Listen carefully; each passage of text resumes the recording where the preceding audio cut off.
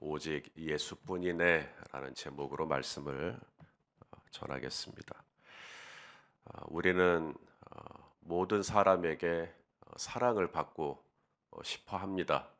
모든 사람이 다 나를 좋아해 줬으면 아무도 나를 싫어하는 사람이 없고 내 부모도 나를 좋아하고 내 형제도 나를 좋아하고 성도들도 다 나를 좋아하고 그랬으면 좋겠다 싶지만 가능한 일일까요?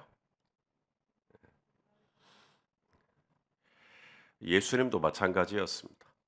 어제 예수님께서 지붕을 뚫고 이 중풍병자를 사람들이 달아내렸을 때 네 죄사함을 받았느니라 이렇게 말씀하셨단 말이죠. 그러자 그 모습을 보고 이 서기관들이 예수님께 시비를 겁니다. 신성모독을 하는도다. 신성모독을 하는도다. 이 서기관들은 어떤 사람들이냐면 모세의 율법을 해석하고 또 그것을 사람들에게 가르치는 꼭 저 같은 어, 목회자 같은 그런 사람들입니다.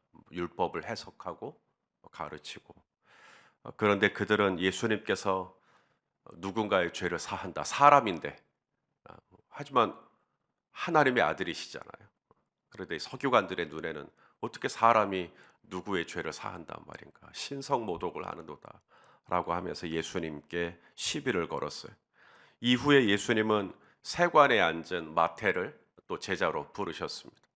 그리고 마태가 자신을 제자로 부르신 것에 대해서 감사해서 예수님과 제자들을 위해서 식사를 초대하죠. 그래서 예수님이 많은 세리들하고 같이 어울려서 그날 저녁을 먹었는데 그 모습을 본 바리새인들이 또 예수님을 비난합니다. 저 사람 죄인들의 친구로다. 죄인들의 친구로다. 이렇게. 이 바리새인들이 누구죠? 바리새인들이란 항상 자기가 옳은 사람이 바리새인입니다. 자기는 절대 틀린 적이 없어요. 늘 문제는 내가 아니라 저 세리예요. 늘 문제는 내가 아니라 저 집사예요. 늘 문제는 내가 아니라 다른 사람이에요. 그게 바리새인이에요.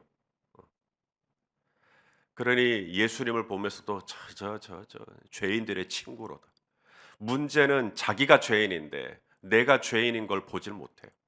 내가 죄인인 걸 깨닫지를 못해요. 나도 문제가 많은 사람인 것을 인정하지 않아요. 바리새인을 가리켜 예수님은 회칠한 무덤이다. 자기 자신은 썩어가고 죽어가고 무덤인데 회를 칠해놨단 말이에요. 페인트를 해놨어. 자기는 그렇게 곱게 화장을 했으니까 아무 문제가 없다고 생각을 하는데 사실 그 안에는 시체가 썩은 회칠한 무덤, 독사의 자식이다. 그런데도 자기 자신은 죄라고 인정하지 아니하고 다 남탓만 합니다. 오늘 본문에서는 또 누가 시비를 거냐면 요한의 제자들이 나옵니다. 이 요한의 제자들이 누굴까? 바로 세례 요한의 제자들입니다. 여러분, 세례 요한은 예수님하고 남이 아닙니다. 세례 요한하고 예수님은 친척 관계예요. 사역적인 면에서도 세례 요한은 예수님의 공생애를 준비한 사람입니다. 그런 요한의 제자들이 예수님께 와서 무슨 문제로 시비를 거냐면 왜 금식 안 하냐는 거예요. 바리새인들도 우리도 금식하는데 왜 당신의 제자들은 금식하지 않느냐는 거예요. 19절 말씀을 우리 같이 한번 읽어 보겠습니다. 14절이네요. 14절 시작. 그때에 요한의 제자들이 예수께 나와 이르되 우리와 바리새인들은 금식하는데 어찌하여 당신의 제자들은 금식하지 아니하나이까? 살면서 모든 사람이 다 나를 좋아할 수 없다라는 건 다 알아요. 하지만 아무리 그래도 그렇지 요한의 제자들은 그러면 안 되는 것 아닌가? 서기관들이 예수님을 싫어하고 바리새인들이 예수님을 배척하고 뭐 그렇다 치더라도 요한의 제자들마저 예수님께 시비를 걸면 안 되는 것 아닌가? 우리 시편 55편 12절 13절 말씀을 제가 세 번역으로 좀 준비를 해봤는데 한번 읽어보실까요? 시작. 나를 나를 비난하는 자가 차라리 내 원수였다면 내가 견딜 수 있었을 것이다. 나를 미워하는 자가 차라리 자기가 나보다 잘났다고 자랑하는 내 원수였다면 나는 그들을 피하여서 숨기라도 하였을 것이다. 그런데 나를 비난하는 자가 바로 너라니. 나를 미워하는 자가 바로 내 동료, 내 친구, 내 가까운 벗이라니. 아시는 것처럼 나 저 사람 모른다고, 나는 예수님 모른다고 3번이나 부인했던 사람이 누구였죠? 주는 그리스도시요 살아계신 하나님의 아들이라고 고백했던 바요나 시몬이었습니다. 요한의 아들 시몬이. 예수님을 은 30에 종교 지도자들에게 팔아버린 사람이 누구였죠? 바로 제자들 사이에서 돈꾀를 맡았던, 재정을 맡았던, 회계 일을 맡았던 유다가 예수님 팔아버렸어요. 나는 예수님이 죽었다 살아났다는 것을 믿을 수가 없다. 내 손가락을 그 상처에 넣어보지 않고는 나는 못 믿을란다 했던 제자가 누구였죠? 예수님께서 우리가 나사로에게 가자라고 했을 때 다른 제자들은 아니 엊그저께 베다니에 있다가 유대인들에게 돌 맞을 뻔했으면서 또 돌 맞으러 가시겠냐고. 그때 우리가 함께 주와 함께 죽으러 가자. 죽으면 죽을지언정 주님과 함께 나사로에게 가자. 다른 제자들이 다 반대할 때 예수님과 함께 나사로에게 가자고 했던 사람이 도마였거든요. 그런 사람들이 나중에는 예수님 의심해요. 누구보다 가장 가까운 나를 알아주고 나를 인정해주고 했던 사람들이 예수님 모른다고. 내가 그렇게 신뢰하고 믿었고 근데 그 사람은 나를 팔아버리고. 이것이 우리의 슬픔이죠. 나는 그 사람을 정말 좋아하는데 그 사람은 나를 좋아하지 않게 되고 나는 여전히 그분을 신뢰하고 있는데 그분은 나를 이제 신뢰하지 않고 나는 그분을 가까이 하고 싶은데 그분은 나를 멀리하고. 여기서 우리가 알 수 있는 게 뭐죠? 이게 사람의 한계예요. 사람은 절대로 신앙의 대상이 될 수가 없습니다. 사람은 믿음의 대상이 될 수가 없어요. 오직 우리가 믿을 수 있는 분은 믿음의 주요 또 온전케 하시는 이인 예수님만 우리의 믿음의 대상인 줄로 압니다. 사람은 다 한계가 있습니다. 그토록 신실해 보이는 베드로도, 그토록 충성스럽게 보이던 유다도, 그토록 용감해 보이던 도마도 나중에 다 등 돌려요. 오직 처음부터 끝까지 어제나 오늘이나 내일이나 영원토록 신실하신 분은 우리 아버지 하나님밖에 없습니다. 오늘 본문에 한 관리가 나오죠. 마태복음에서는 한 관리라고 되어 있고 다른 본문에서는 아마 아실 겁니다. 회당장 야이로, 이름이 야이로고 회당장이 나옵니다. 그가 예수님께 나온 이유가 뭐냐면 자기 딸이 죽어버렸어요. 그래서 오셔가지고 손을 얹으면 내 딸이 살아날 거라고 믿고 있는 겁니다. 자, 18절 말씀을 우리 한번 읽어 보실까요? 18절 시작. 예수께서 이 말씀을 하실 때 한 관리가 와서 절하며 이르되 내 딸이 방금 죽었사오나 오셔서 그 몸에 손을 얹어 주소서. 그러면 살아나겠나이다. 하니. 마가복음하고 누가복음 조금 달라요. 이 마태복음에서는 이 아이가 방금 죽었어요. 방금 죽었어요. 근데 마가복음하고 누가복음은 아직 안 죽었어요. 마가복음하고 누가복음은 우리 딸이 죽어가고 있으니까 빨리 오셔서 낫게 해주십시오. 이렇게 요청을 하는 겁니다. 마가복음하고 누가복음에서도 공통점은 하나 있어요. 예수님께서 가셨는데 이미 딸이 죽었다. 이미 딸이 죽어버렸어요. 그래서 사람들이 슬퍼하고 있었죠. 여러분, 내 딸이 죽어가고 있으니까 지금 오셔서 내 딸에게 손을 얹으면 나을 겁니다. 이것도 믿음이에요. 이것도 좋은 믿음입니다. 내 딸이 지금 아픕니다. 내 딸이 지금 죽어가고 있습니다. 그러니까 지금 오셔서 손을 한번 얹어주시면 나을 것 같아요 하는 것도 믿음이죠. 정말 좋은 믿음인데요. 방금 죽었어요. 마태복음처럼. 끝났어요. 그랬는데도 오셔서 손을 얹으면 나을 겁니다라고 믿는 믿음은 더 대단한 믿음 아닌가요? 남들이 볼 때는 끝났잖아요. 죽었잖아요.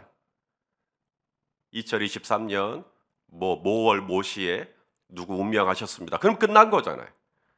그런데도 지금이라도 예수님이 오셔서 손을 얹으면 낫겠습니다. 이게 마태복음에서 보여주는 이 야이로 회당장의 믿음은 마가복음이나 누가복음보다 좀 더 믿음이 더 좋은 모습이에요. 우리 로마서 4장 18절 19절 말씀 한번 읽어보겠습니다. 시작. 아브라함이 바랄 수 없는 중에 바라고 믿었으니 이는 내 후손이 이 같으리라 하신 말씀대로 많은 민족의 조상이 되게 하려 하심이라. 그가 100세나 되어 자기 몸이 죽은 것 같고 사라의 태가 죽은 것 같음을 알고도 믿음이 약하여지지 아니하고. 할렐루야. 여러분, 사람이라면 이렇게 믿을 수 있겠어요? 사람이라면 내가 바랄 수 없는 중에 바랄 수 있을까요? 사람이라면 내가 백사나 되었고 내 몸이 죽은 것 같고 내 아내의 태가 죽은 것 같음을 알고도 사람을 여전히 신뢰할 수 있을까요? 사람은 불가능합니다. 하지만 성도 여러분, 사람으로서는 할 수 없어도 우리 하나님은 하실 수 있는 줄로 믿습니다. 오늘 본문에 보니까 한 관리만 예수님을 믿은 게 아니라 12해 동안에 혈루증을 앓았던 여인도 예수님을 믿고 있어요. 얼마 동안 혈루증을 앓았다고요? 12회, 12년입니다. 히브리 숫자에서 12는 무슨 수죠? 예, 완전수입니다. 이스라엘도 12지파고 예수님도 12제자고 요한계시록에 보니까 천국도 12개 문이고 12장로가 있고 그렇죠? 12는 완전수인데요. 12년 동안 혈루증을 앓았다는 것은 가망이 없다는 얘기입니다. 이제 더 이상 소망이 없다네. 바랄 수 없는 중에. 그런데 그가 어떤 믿음을 가지고 있냐면 예수님의 몸에 손을 대면 나을 것 같은 믿음을 아직도 갖고 있는 거예요. 자, 이미 여러분 보고 계시지만 20절, 21절 말씀 한번 또 읽어보겠습니다. 시작. 12해 동안이나 혈루증으로 앓는 여자가 예수의 뒤로 와서 그 겉옷가를 만지니 이는 제 마음에 그 겉옷만 만져도 구원을 받겠다 함이라. 예, 야이로 회당장의 딸이 죽었는데 살아난 것도 12년 동안 가망이 없는 여인이 고침을 받고 구원을 받게 된 것도 다 무엇 때문이죠? 예수님께 대한 믿음 때문입니다. 서기관도 믿을 게 못 돼요. 아무리 율법을 탁월하게 해석하고 율법을 가르치는데 능사라 할지라도 서기관 믿을 게 못 되고 제 아무리 의로운 바리새인이라도 바리새인도 믿을 게 못 됩니다. 금식을 잘하는 요한의 제자라도 믿을 게 못 됩니다. 주는 그리스도시요. 베드로도 믿을 게 못 됩니다. 돈꾀를 맡았던 유다도 믿을 게 못 됩니다. 우리도 주와 함께 죽으러 가자. 권기가 가득 찼던 도마도 믿을 게 못 됩니다. 오직 우리가 믿을 건 예수님밖에 없어요. 오늘 새벽 말씀의 메시지는 그겁니다. 오직 우리가 믿을 건 예수님밖에 없습니다. 사람들은 더 이상 가망이 없다 해도, 사람들은 당신의 딸이 이미 죽었다 해도, 사람들은 12년 동안 혈루증을 안 나았기 때문에 당신은 계속 소망이 없다 해도, 그 와중에도 내가 예수님을 믿으면 우리 하나님은 백사나 되어 자기 몸이 죽었고 자기 아내의 태가 죽은 것 같은 걸 알고도 내가 그래도 하나님을 믿으면 우리 하나님은 그때에도 태의 문을 여실 수 있으시고 그때에도 12년 동안 앓던 혈루증을 즉시로 그 근원이 마르도록 치유의 역사를 베풀어 주실 수 있는 줄로 믿습니다. 오직 예수님만 바라보시고 오늘도 그 예수님의 이름의 권능을 의지하셔서 기도의 자리로 가시고 주님의 은총을 덧입는 복된 하루가 되시기를 예수님의 이름으로 축원합니다. 기도하시겠습니다. 좋으신 아버지, 우리 주변에 좋으신 분들을 많이 붙여주셔서 정말 감사합니다. 하지만 아무리 좋아도 아무리 싫어도 사람 바라보고 의지하지 않기로 주여 결단하오니 오직 주님만 바라보게 하여 주시옵소서. 오직 주님만이 생명의 근원이시며 주님만이 치유의 근원이심을 믿습니다. 오늘도 손을 내밀어 십자가를 만지기를 원합니다. 십자가의 보혈의 능력으로 우리 성도님들을 치유하시고 낫게 하여 주시고 고쳐주시고 변화시켜 주옵소서. 예수님의 이름으로 기도합니다. 아멘.